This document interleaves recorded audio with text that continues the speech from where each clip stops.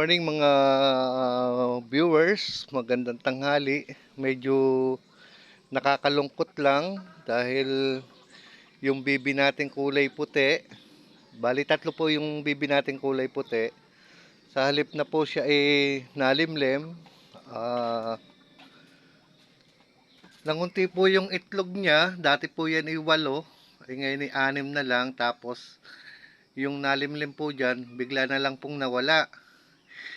Imposible pong mapasok ito ng kung ano man dahil nalimlim na po siya, samantalang yung pong may sisew 2, 4, 6, 8, 9 hindi po nababawasan, samantala yung baby nating nalimlim bigla pong na-disappear. Hindi ko lang alam po kung may kumuha o kung anong hayop yung kumanya.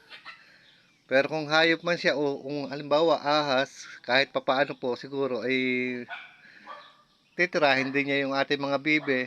Kaya medyo malungkot po dahil nabawasan po yung bibi natin. Ay, lagi po natin kahapon po napansin ko na wala po yung isang puti. Ngayon ko lang po na pinasok itong koral natin, hinanap ko po yung isa. Yung totally po nawawala na. Kakawa po. Nako, Diyos me. Nag-aalaga ka nga tapos mawawala pa yung isa. Talagang nakakalungkot. Sa halip na padami, ay paunti. Hinahanap ko rin po siya sa mga ilalim. Wala man akong nakita kung may ahas man siya o kung sana naandito siya. Kung kinain niya yung isa nating bibe. Ayan, bali sila na lang po yung natitira na wala na po yung isang puti. Dahil kung nandito po yung puti, kung nabawa ko nakalpas, nandito lang po sa paligid. Kanina ko pa hinahanap siya. Talaga wala na po akong paghanapan kung nasa na yung isang bibe. Yung mga ka-viewers, sa tingin nyo, bakit nawala yung isang bibe? May kumuha o nadali ng sawa, pero imposibleng sawa yon. Dahil wala naman siyang dadaanan dito kung kinain niya yung isang bibe. Ayan. Diyos. Pero yung mga manok natin po, kapapatoka lang natin, hindi naman siya nababawasan.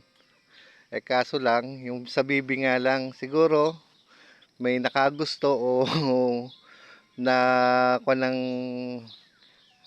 ng kuan ng imposibleng nakagat ng aso dahil sana kung kinuha siya ng aso dito, edi sana yung balahibo man niya, makikita mo natin siyang mga nagkalat diyan.